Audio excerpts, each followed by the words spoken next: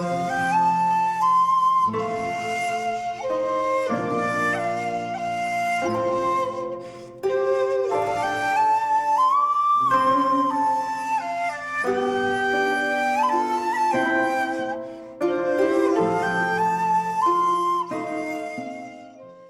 there, this is Solitary Ronin from Solitary Ronin Films, and welcome to another episode of the alphabet of favourite films, and we're at the letter S.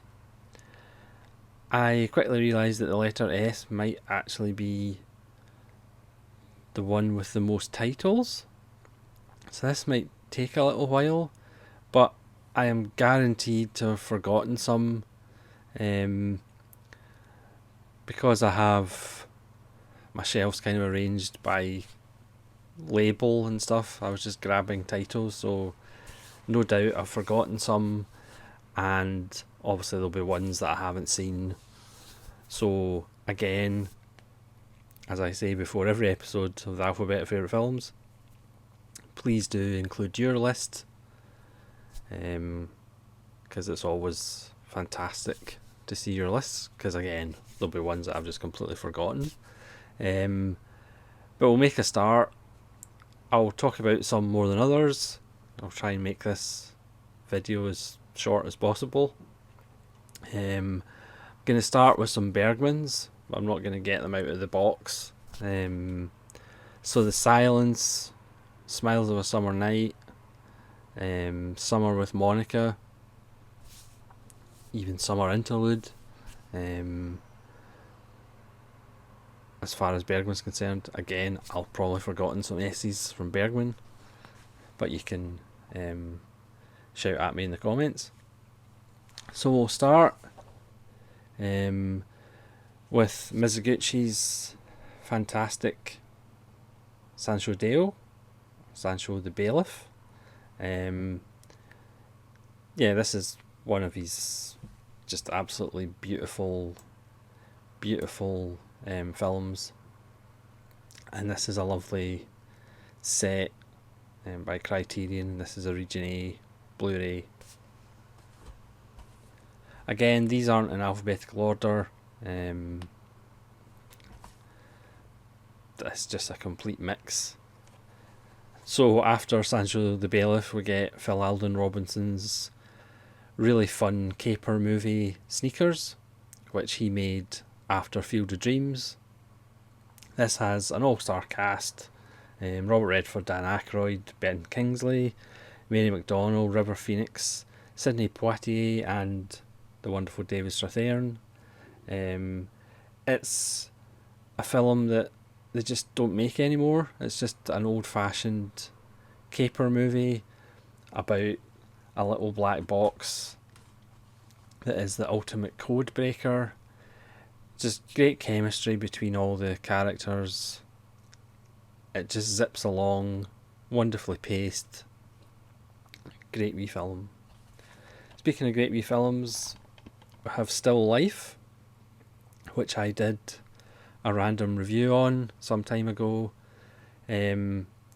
starring the wonderful Eddie Marsan. You know, if you don't recognise the name, you'll recognise the face. It's just a beautiful film about a guy who works for the council and arranges the funerals of people who have nobody to speak for them. It's just beautifully played. The ending is could have been really cheesy, but it's actually, well, I found it to be extremely moving. Just an absolute little gem. And it's one of the films out of the letter S that I would highly recommend you watching. Next is Salem's Lot, starring David Soul in his second best film performance. This is essentially a TV movie. It's 183 minutes long, but it really zips along. It's got a great cast. And James Mason is having an absolute whale of a time as the villain. I mean, if you've never seen it before, it's worth seeing just for James Mason, because he's absolutely fantastic. Next is a fun little film, Joe Dante, Small Soldiers, about toys who come to life. That's essentially it, but it's a lot of fun. An early Kirsten Dunst performance.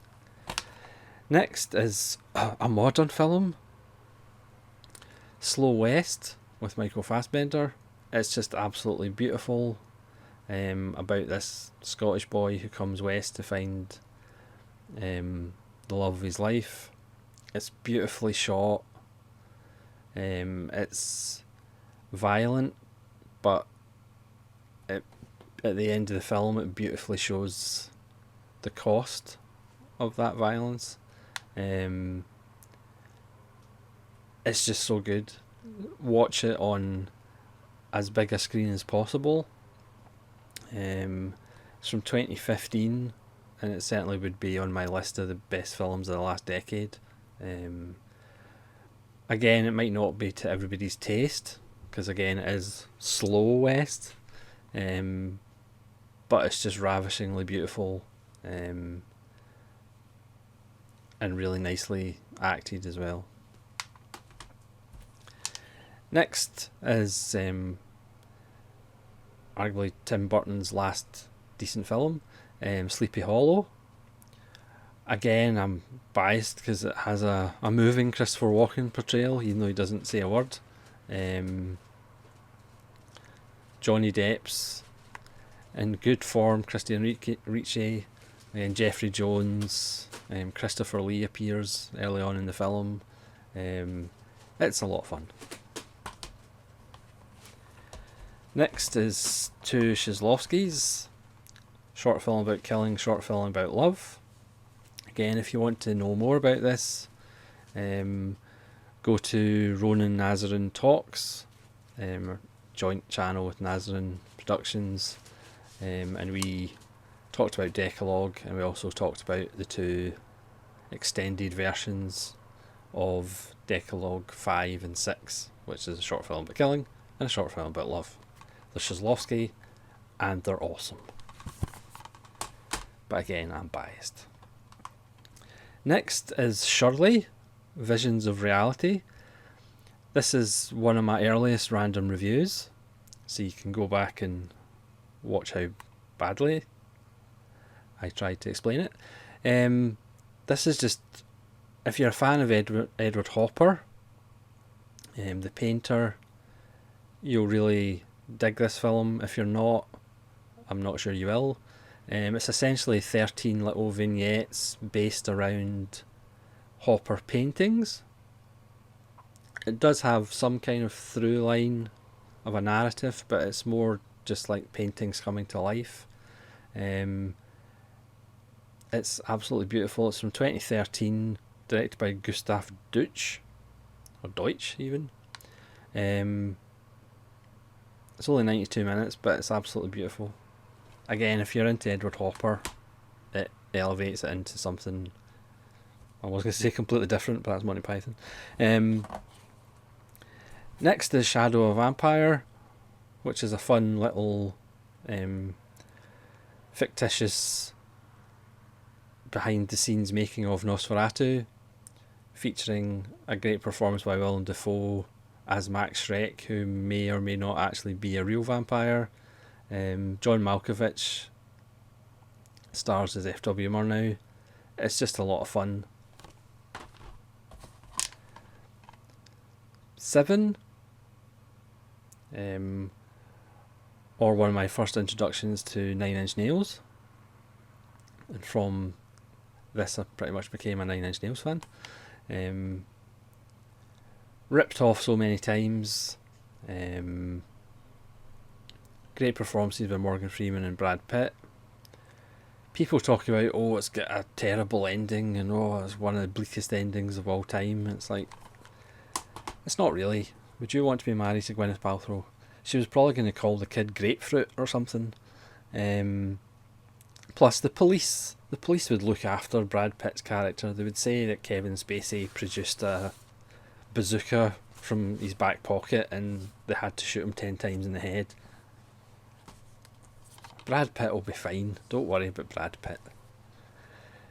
Next is Sullivans Travels by Preston Sturges, about an actor, or sorry, a director, played by Joel McCrea, who's tired of doing comedies and wants to make a film about the Depression, and he goes out to see how the other half live. This was going to be, for me, a nice little film, but then the last 10 minutes happens, and maybe it was just the mood I was in, but I found it really emotional and quite moving at the end. It's got that classic Preston Sturges, a million miles an hour dialogue, so many one-liners that you have to watch it again to actually catch them all. It's just a great film. Next is a really odd little film, So Dark the Night, which I think I've mentioned before.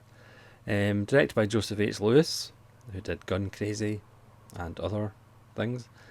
It's a really strange story of a Paris detective who goes on holiday in the countryside, falls for this girl, murders happen, and he is forced to solve them, but it doesn't really go where you think it's going to go. It's a really strange little film. Again, it's only 70 minutes long, but it does stay with you because it's quite strange. Next is a stone cold, perfect masterpiece, Sweet Smell of Success. One of the most quote heavy films. Match Me Sydney, You're Like a Cookie Full of Arsenic. Burt Lancaster in his most threatening, nasty, acidic performance. Directed by Alexander McKendrick, who came from Ealing. It's just stunning. It could be made today as opposed to 1957. 1957 was quite a good year for films. The cinematography is just beautiful. The dialogue, like I said, is just out of this world. It's just savage, and it's one of those films that is just about perfect. It's black and white. You couldn't imagine it actually being in colour because it's just such a dark film. It's stunning. I mean, I haven't told you the plot. You should know the plot by now because you should have seen it by now. And if you haven't, it's one of those films that's on the list of films that are pretty much perfect. Next on the list is The Spy in Black. This is probably, it is one of my favourite Powell and Pressburgers. It's my favourite one of their kind of standard World War II films. But it also shows the strength of the Archers, the strength of Pressburger's writing. Conrad Veidt plays a German U-boat captain who's on a mission to sink some British ships. And this being Powell and Pressburger, you actually feel bad for him when it doesn't go well. You actually root for him. Well, maybe it's just me. But I certainly root for him.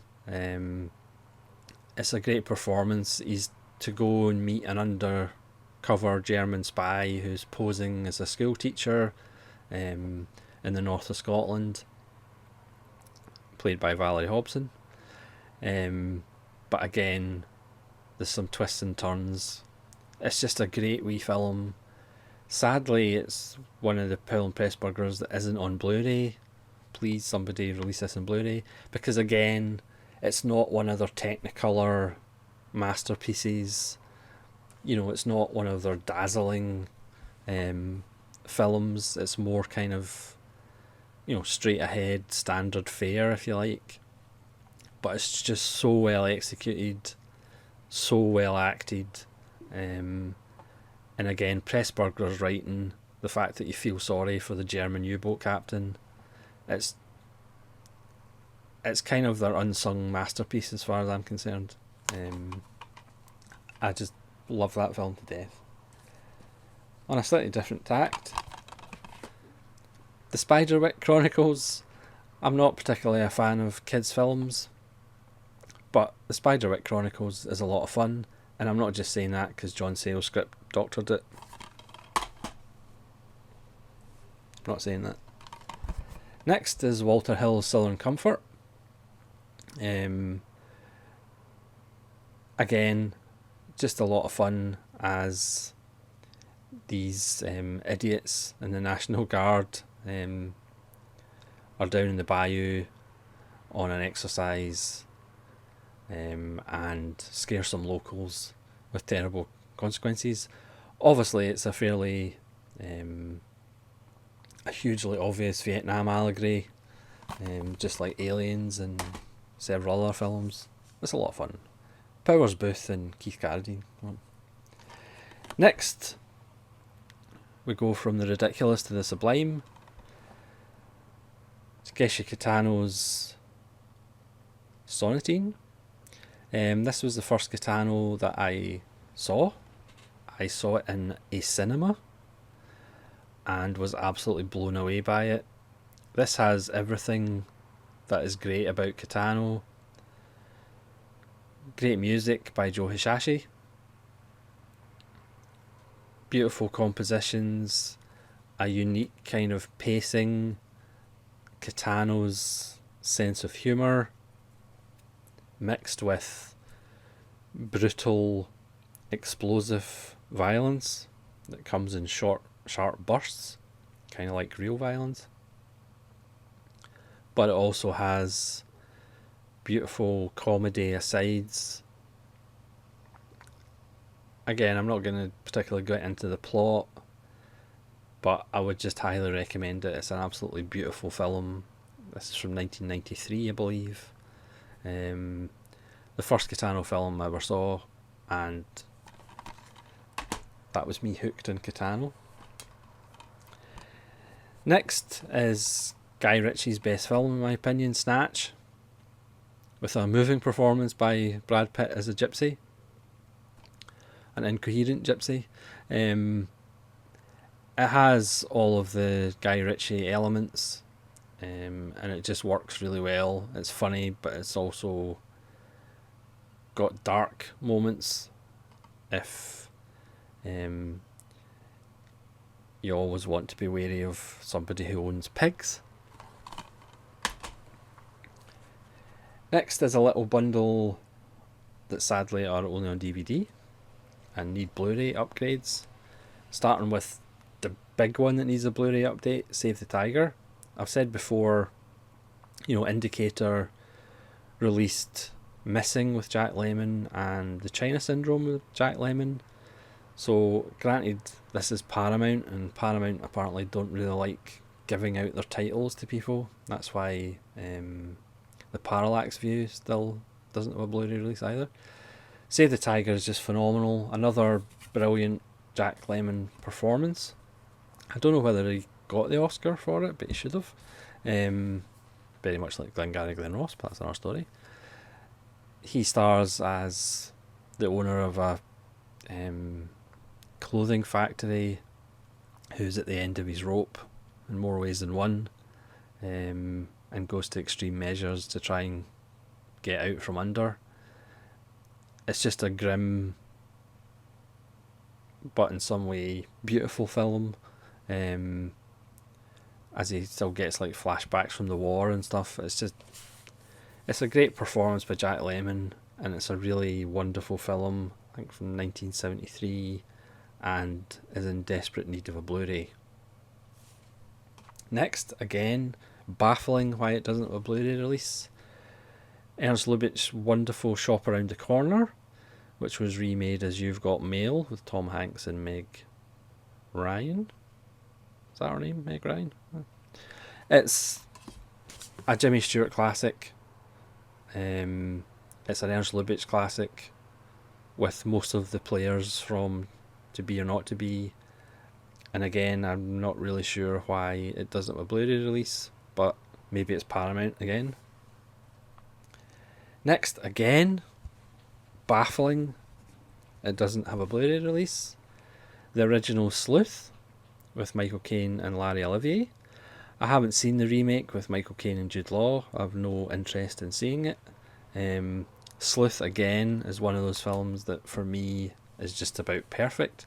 It's just a two-hander about games and class that gets quickly out of hand. And again, why it's not on Blu-ray, I do not know. Again, another one, Spider by David Cronenberg. This took me a while to watch. I had it kicking about and I just wasn't really feeling like watching it because it is fairly a bleak subject matter. But it's just so well done by Cronenberg. Ray Fiennes in the title role. It's just wonderful. It's beautiful. The setting of kind of 50s London. I mean, I can see why nobody really wants to talk about it and nobody wants to make a Blu-ray of it because it is grim as hell. But again, it's just so well done, and as the story all kind of falls into place. In some ways, it's a beautiful film, even though it's horrible. Next is Frank Sinatra in Suddenly. This is I wouldn't even say it's a B picture, it's probably a C or a D picture. I think it's under an hour and a quarter. It's Frank Sinatra as a small hood who turns up in a small Midwest town to assassinate somebody. It's just a very efficient little pot boiler of a film that again probably deserves, because the DVD print I've got is quite bad, so it kind of deserves an upgrade. Next is probably one just for me. It's Suicide Kings, strange enough, with Christopher Walken and another majestic performance as a mob boss who's kidnapped by a bunch of rich kids because one of the rich kids' girlfriend has been kidnapped, and they figure kidnapping a mob boss with his connections, he'll have a better chance of finding the girl. But obviously things are not always as they seem.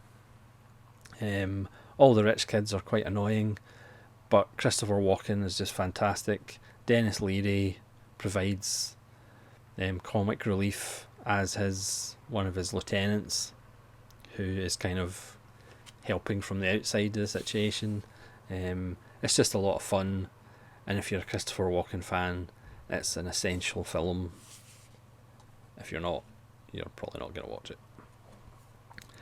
Next is Swimming with Sharks, or The Buddy Factor, with Kevin Spacey as a movie industry bully. That's all I'm going to say. Next is Sweet and Low Down by Woody Allen, which is kind of framed as a kind of documentary about a famous jazz person played by Sean Penn. It's a great performance by Sean Penn. It's arguably Woody Allen's best modern day film after Crimes and Misdemeanors. Back to Blu-rays. Stranger Than Paradise by Jim Jarmusch, his second film, which is essentially three people wandering about. Next on the list, the Catherine Bigelow film that nobody talks about, but it's actually very good. Strange Days, again another great Ray Fiennes performance. Fantastic Angela Bassett. Set in New Year's Eve 1999. It's about almost VR into the brain, where you can see other people's experiences once you jack in. It's a bit of a mess, but it is a really enjoyable film, which says a lot about a lot of things and where we are now.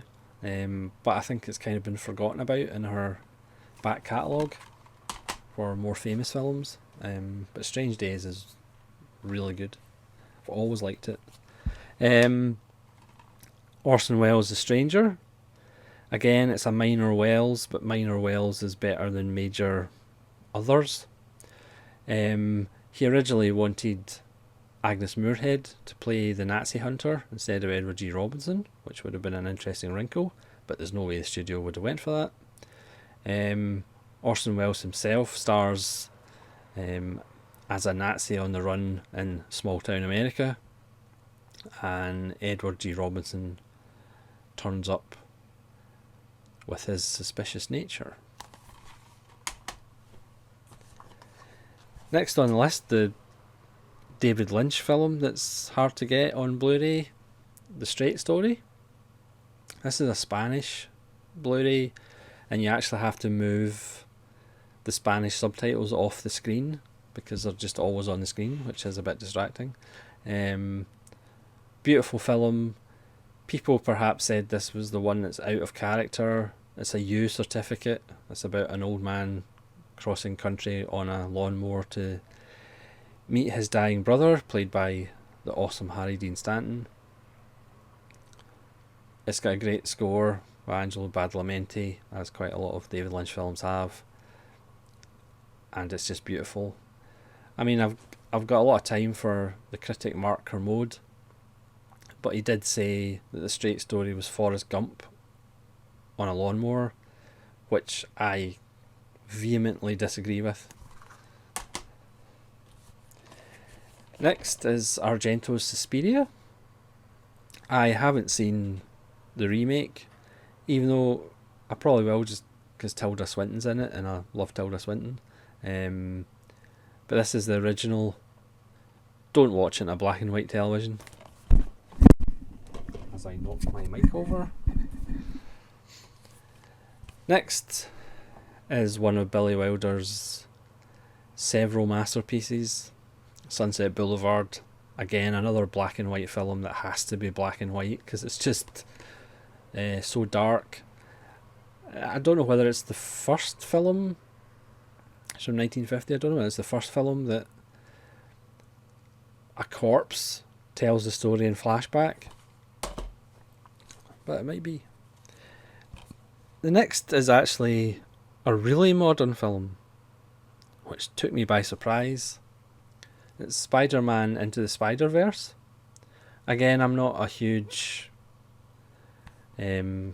comic book film fan, but this, after the first 10 minutes, which is a bit clunky with exposition and setup and all of that, this is really an enjoyable film. I think it took everybody by surprise, and when the alternate spider men or animals appear, it just takes off and it's really a lot of fun. From Spider-Man to fecal parasite monsters in David Cronenberg's Shivers, aka the Parasite Murders, aka The Evil Within. No, not Evil Within. Something Within. Terror Within. I always preferred this to Rabid. This is one of his early apocalyptic virus movies, set in a plush apartment block, featuring a great performance by Barbara Steele. It's just terrific. Obviously it's low budget, obviously there's, we'll say, acting restrictions in places, but at its core is a wonderful little film. Next on the list is Society, in this lovely embossed fleshy book from Arrow. Again, this is a film that I saw on video in the 80s and then revisited again on Moviedrome and BBC Two. This plays like Beverly Hills 90210, but there's a dark undercurrent. It's literally about how rich people feed off the poor. Yeah, I'm not going to say anything else. Stick with it, because the first like half hour, 45 minutes, you might think this is really a run-of-the-mill kind of vapid, shiny 80s, Beverly Hills. Why should I watch this? But it quickly takes a darker turn and is a fitting metaphor for our times as far as the rich feeding off the poor. And speaking of feeding off things, Larry Cohen's wonderful seminal This Stuff, which is a warning against consumerism, which obviously when it was made was an issue, but now it's even more of an issue. It's just fantastic. It's Larry Cohen's finest hour and a bit. The Stuff, What's Eating You, literally. And to go from Larry Cohen to the master, Seven Samurai by Akira Kurosawa, another film that's just about perfect. Another film that for me, if you were doing desert island films, this would be on the list. Some people might go, oh yeah, Seven Samurai, we know about Seven Samurai. It's always on favourites lists and the best lists, so I don't know whether it's almost now become a little bit underappreciated. A bit like Citizen Kane, people just go, oh yeah, it's on, yeah. But if you watch it again, you'll realise why it's on those lists. Because it's the blueprint for a group of people on a mission to do stuff. But unlike 99% of those films, you actually care about the people. When characters die in Seven Samurai, you are upset about it. As opposed to films where people die and it's just like, well, whatever. You are genuinely upset.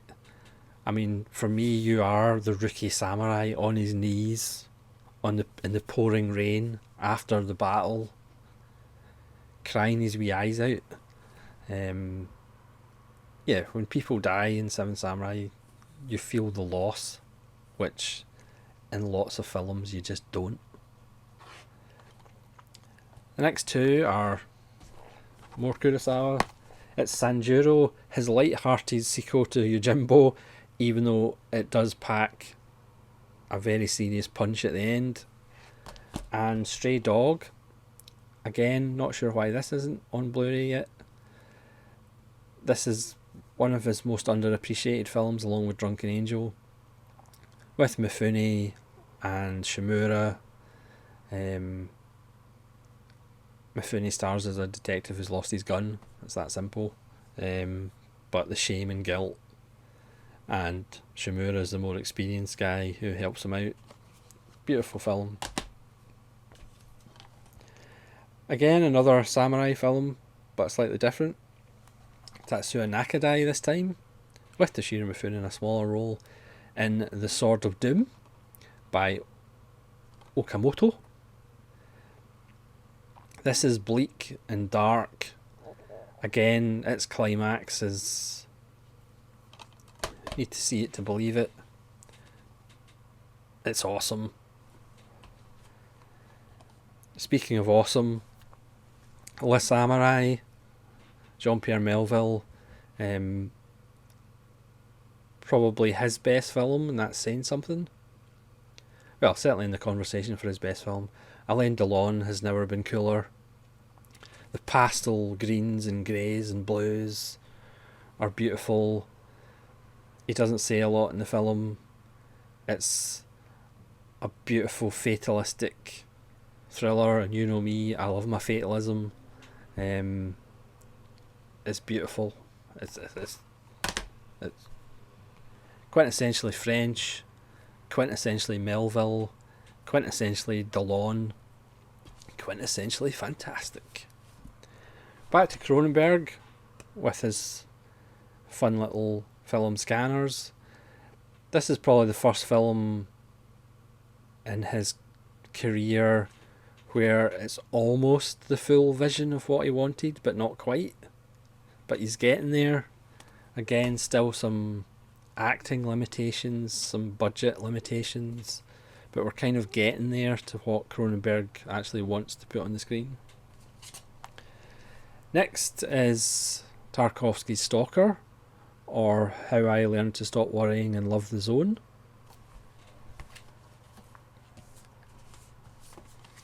Next, Silent Running, another 70s science fiction film that's better than Star Wars, starring Bruce Dern. Bizarrely, it's got an eco message that is sadly still relevant today. Next, 7 Days in May by Frankenheimer. We'll get to Frankenheimer in a second. For ages this wasn't available, and it's good to see it's back in circulation. This is a premium collection Blu-ray. It's also available in Warner Archive Blu-ray. Burt Lancaster, again, you could do this as a double bill with Sweet Smell of Success, as nasty, crazy, driven people. Kirk Douglas, who obviously recently died, and another great turn. It's just fantastic about a military coup. It's all talk, but it's still amazing. Can you imagine that? There's no CGI in it. Incredible. Next is Roger Corman's St. Valentine's Day Massacre, with Jason Robards as Al Capone, which you think shouldn't work, but it actually does work. This was Roger Corman's biggest budget. I think it was like $1 million or something. Great fun. Just tremendous fun. It has the kind of documentary voice over it, saying this is what happened to this guy, this is what happened to this guy. It's very enjoyable. Next is Oliver Stone's Salvador, probably his best film, and not enjoyable. It's really hard and tough in places. That's all I'm going to say about Oliver Stone. Next is John Frankenheimer again, which is my favourite Frankenheimer, and I think he's best. Seconds with Rock Hudson. Wow. This is a film that, again, I think the first time I saw it was possibly on Moviedrome, late night BBC Two. Just a phenomenal film about second chances, about an old man who finds this company who can make you young and give you a new life, but we all know there'll be consequences. It's just a stunning film. It's really dark. How it actually got made, I'm not quite sure. And again, I've kind of whispered in dark places that I don't understand why it hasn't been remade, but fortunately it hasn't, and hopefully it never will. Hopefully there'll be no studio executives watching this video. It's stunning. Rock Hudson gives a brilliant performance. Murray Hamilton turns up as the mayor from Jaws. It's 1966. It is just amazing. Again, it's another film on the list that if you haven't seen, you have to go and see Seconds. It's amazing. It's on Criterion. It's on Eureka Masters of Cinema. It's stunning. Next is another Billy Wilder, Stalag 17. It's perhaps not upper echelon Billy Wilder, but it's still very good as a black comedy set in a prisoner of war camp. I prefer this to The Great Escape. Next is Soylent Green, which again is just one of those 70s bleak, nihilistic science fiction films. Edward G. Robinson's last film, and he gets quite a send-off. Charlton Heston, who I don't particularly like personally, but it's one of his, along with Planet of the Apes and Omega Man, this might be the best one out of the three. It's just bleak. It's still relevant as food shortages and too many people in the world. it's got a really nice twist, and it's fantastic. Next is Kubrick's Shining. Not my favourite Kubrick. I know some people out there really love it. The Shining. Next, De Palma's Scarface. Again, not my favourite De Palma, but it kind of perfectly works as a look at the 80s. The world is yours attitude.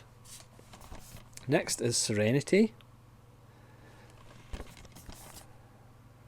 which obviously for lovers of the TV show Firefly, Joss Whedon's finest 9 hours. Once Firefly got cancelled by Fox because they're idiots, years later Whedon came back to do Serenity and kind of tie up some loose ends while sort of making a new film, kind of. It is probably for fans of Firefly. Bizarrely, I saw Serenity before I saw Firefly. Granted, somebody dies unnecessarily. That is quite upsetting for fans of the show. Yeah, it just never... It wasn't a perfect film to end the TV show, because it kind of... Yeah. Fox completely screwed us all over by cancelling Firefly. One of the greatest shows of all time. But Serenity is pretty wonderful. It's not ideal what we would have wanted as fans of Firefly. Chiwetel Ejiofor's performance is one of the best villain performances of the 20th century, because he doesn't ham it up. He plays a villain like bad people are. They rationalise things. They're not like twirling their moustaches all day, you know.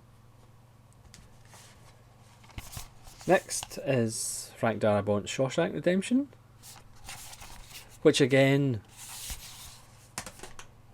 I love a lot, but it seems to have been overinflated over the years.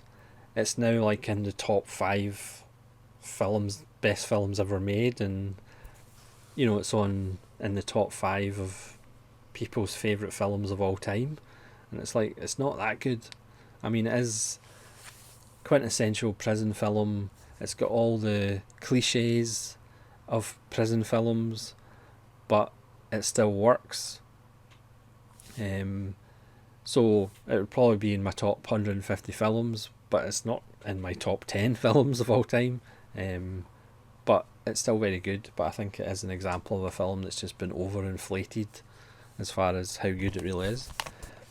Next is a daft little film, Stand Up Guys. This is an Italian steelbook, so it's Umini di Parola, with Al Pacino, Christopher Walken and Alan Arkin. So if you're fans of any of these actors or all of these actors, it's an absolute blast. If you're not, then perhaps you might give it a miss. It's just about Al Pacino coming out of prison, and Christopher Walken and Alan Arkin kind of reuniting with him. But obviously there's a twist, not in the M. Night Shyamalan sense. Yeah, Walken's in top form, and Pacino and Arkin are just a joy. It's just a great wee film. Well, it's not a great wee film, let's be honest. It's a great wee film. It's not a great wee film. We're getting there, you'll be glad to know. Next is State of Grace, which is a kind of underrated Hell's Kitchen gangster drama with Sean Penn, Ed Harris and Gary Oldman, who plays slightly over the top, directed by Phil Genoux, and with Robin Wright. Sorry, it's getting to the 44-minute mark. I'm forgetting how to talk in coherent sentences. Really enjoyable, nice score. You could argue at 134 minutes it's a little long, but a lot of fun, and if you like those actors, it's really enjoyable. Next is Verhoeven's Starship Troopers, which is one of his most kind of underappreciated or misunderstood. It was kind of, a lot of people read it as a pro-war film, which it's the complete opposite. A lot of fun shooting bugs. Next is Stalingrad, which is a beautiful, horrible German film, which sadly for a lot of years was only available in a dubbed version, which was horrendous. It was that kind of, they dubbed all the actors with kind of Midwest Americans, and it was just absolutely awful. But fortunately, they re-released it with the German actual track on it with subtitles, and then you actually realised what a good film it is. Yeah, don't go with dubbing. It's generally awful. And finally, you'll be glad to know, Switch with ex-footballer Eric Cantona. Again, this is just completely out of left field, but it's a really enjoyable little French thriller about a woman who gets her identity stolen. Yeah, I mean, it's only like 99 minutes. I think I saw it on the television or something, and then picked this up for like £2 or £3.